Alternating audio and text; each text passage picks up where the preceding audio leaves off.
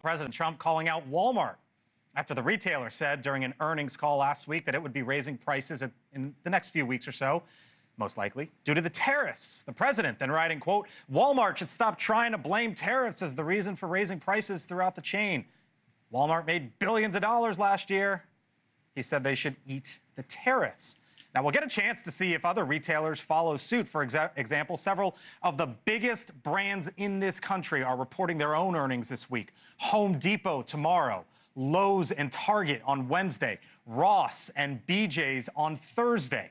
We'll likely get some sort of an idea of the early impacts, or not. We'll see. Who knows what the president's tariffs could be having on these businesses and the economy as a whole. Back with us here on the Hill, Kevin O'Leary, chairman of O'Leary Ventures, better known as Mr. Wonderful, friend of the show. Kevin, nice to see you. Happy Monday. Great to be here. Thank you. So, look, you remember the headlines last week with Walmart, right? And there was obviously a lot of, it got a lot of attention, and folks were talking about it for days. I'm looking at Target as the 4th largest employer, Home Depot the 5th, Lowe's the 9th. They're inevitably going to make some news here in the next, 24 to 48 hours. What are you listening for? Well, obviously, right now we have this quiet period with China where so many of these goods come from.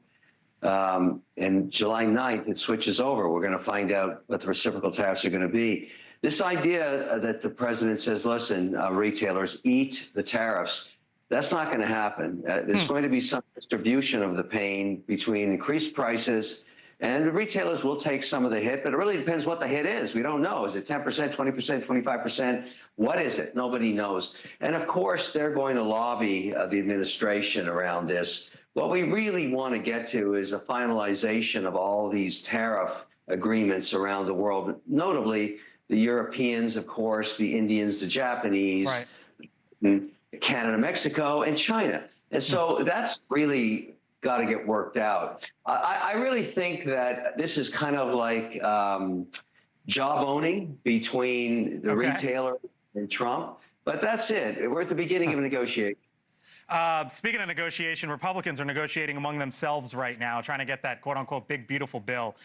We had the Moody's downgrade last week. Jamie Dimon today said, we have huge deficits. We have what I consider almost complacent central banks. You all think they can manage this. I don't think they can. Republicans are talking about racking up another $3 to $4 trillion in deficits over the next decade or so.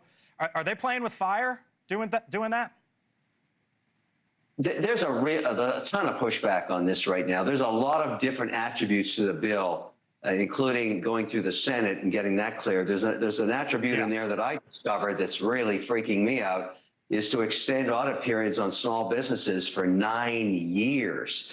They wouldn't be able to get a loan with that uncertainty. I don't know how that got in there, but obviously we're going to try and get that out because what is it specifically? If you took ERC or PPP, remember that, the keeping small businesses alive? They want the IRS to be empowered for up to 9 years to audit you. Who is going to lend you any money with that uncertainty? How would you merge, to get bigger? How would you raise any capital from anybody if you knew the IRS could bring a hammer down for 9 years on you? I think it's a cut and paste mistake. I'm the only guy that reads these bills. I read it in the context of small business. Right. I just couldn't believe what I read, and I've let everybody in the Hill know this can't stand. You can't do this to small business. And while we're talking bills, as we speak, the Haggerty Genius Act is on the floor getting voted on. Elizabeth Warren. I want to ask you about it. I'm going to get to it right now because I've said repeatedly on this show, I don't know if you think I'm right or wrong, that I think crypto was one of the reasons that Donald Trump won the popular vote, because you have tens of millions of people who own it. And they said, look, that's my money, and he's better for me than Kamala Harris. And I think that's one of the reasons why he won the popular vote. They're debating right now the Genius Act, which involves stable coins. Here's what Elizabeth Warren said, and then I want to get your reaction on the other side, Kevin. For the first time in American history, this bill will make our president, Donald Trump, the regulator of his own financial product.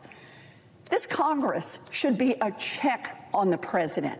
Congress should not be making it even easier for him to line his pockets with even more shady crypto cash. Now, there has been bipartisan support for this, but that's the argument on the other side. What would you say to the senator? Well, first of all, let's talk about Elizabeth Warren. She not only has Trump derangement syndrome, she has crypto derangement syndrome. That's a powerful cocktail of confusion for her. This bill has nothing to do with Trump. This is a digital payment system that establishes the U.S. dollar as a default currency around the world for price discovery on every commodity on earth. Why wouldn't she want that? Why wouldn't every American want that? This is the definition of what currency will be in digital payment systems.